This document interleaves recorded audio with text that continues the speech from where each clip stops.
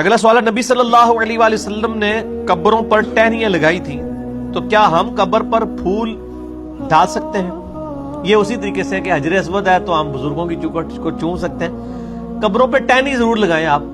پھول ڈالنے کی کوئی اصل نہیں ہے، کیونکہ نبی صلی اللہ علیہ وآلہ وسلم کے بارے میں بخاری مسلم میں آتا ہے، ایک سفر میں آپ 2 قبروں کے پاس رک کے فرمایا ان 2 قبر والوں کو عذاب ہو رہا ہے، ایک پیشاب کے چھینٹوں سے نہیں بچتا تھا، دوسرا چغلی کھاتا تھا۔ پھر آپ نے ایک ٹہنی اپنے مبارک ہاتھوں سے توڑی، اس کے 2 حصے کیے، اس پہ ڈال دی، دونوں پہ لگا دی، فرمایا جب تک یہ ہری رہے گی عذاب میں تخفیف ہوگی۔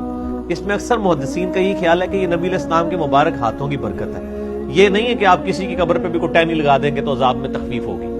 اور یہ بات زیادہ مضبوط ہے کیونکہ صحیح مسلم میں حدیث ہے کہ ایک حبشی عورت تھی سیاہ فام، مسجد نبوی کی صفائی کرتی تھی، بخاری میں بھی اس کا کچھ حصہ موجود ہے، مسلم میں ڈیٹیل، فوت ہو گئی، صحابہ کرام نے راتوں رات جنازہ پڑھ کے دفنا دیا، 2-3 دن گزرے، آپ صلی اللہ علیہ وآلہ وسلم نے فرمایا وہ عورت نظر نہیں آ رہی جو مسجد کی صفائی کرتی تھی، کہ رسول اللہ فوت ہو گئی تھی، ہم نے آپ کے آرام میں اس کو خلل سمجھتے ہوئے آپ کو نہیں بتایا، تو آپ نے فرمایا کہ مجھے بتانا تھا، چلو مجھے اب اس کی قبر پہ لے جاؤ۔ آپ قبر پہ گئے، جا کے جنازہ پڑھا، اس کے بعد آپ صلی اللہ علیہ وآلہ وسلم کے صحیح مسلم کے الفاظ ہیں کہ یہ قبریں اندھیروں میں ڈوبی پڑی تھی، میرے جنازہ پڑھنے کی برکت سے اللہ نے ان کو نور سے بھر دیا ہے۔ اب یہ بڑا سبحان اللہ بھی ہے اور استغفر اللہ بھی پڑھیں کہ وہ قبریں بریلوی دیوبندی اہل حدیثوں کی نہیں تھی اور کافروں کی بھی نہیں تھی، کیونکہ کافر کو تو نفع پہنچ ہی نہیں سکتا، جو شرک پہ مرا ہے اس کو نبی کی دعا سے تو نہیں ہوگا، وہ تو قرآن میں سورہ التوبہ میں باقی جگہوں پہ بھی آیا کہ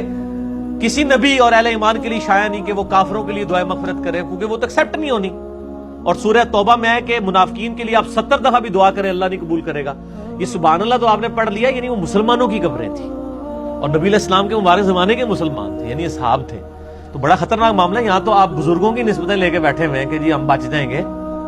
جنہوں نے حضور کی صحبت بھی کی ہوئی ہے، نبی علیہ السلام فرما رہے ہیں میرے جنازہ پڑھنے کی برکت سے ان کی قبریں جو نور سے بھری گئی ہیں،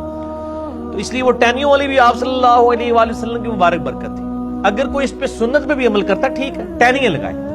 پھول پھینکنا نہیں ہے۔